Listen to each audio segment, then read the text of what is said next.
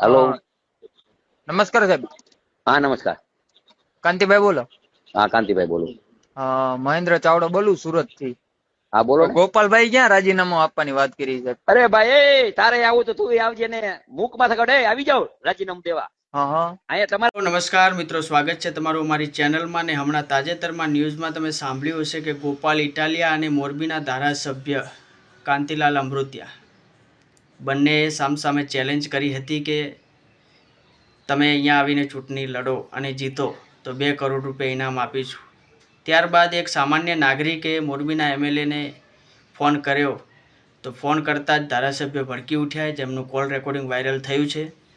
એ call recording આપણી જોડે છે તો હું તમને એ સંભળાવું. हेलो। નમસ્કાર સાહેબ. हाँ नमस्कार। કાંતિભાઈ બોલો. हाँ कांतिभाई बोलो। મહેન્દ્ર ચાવડા બોલું સુરત થી.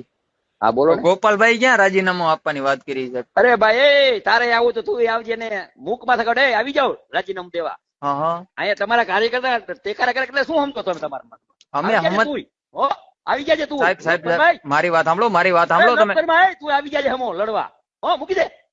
તમે સાંભળો તો ખરા સાહેબ. અરે મૂકી દે તુંય લડવા આવજે. હું તમને સાહેબ સાહેબ કરું છું યાર. હા, નથી, હું મારે ક્યાં નથી તમને આવવાનું. મારે બીજી લડવા વાત કરું છું સાહેબ તમને. ના ના તમે આવો ને લડવા. લડવા આવવાનું જ છે એવું નથી સાહેબ. મારી વાત સાંભળો, હું કોઈ એવું નથી. તું આવજે. ઓકે.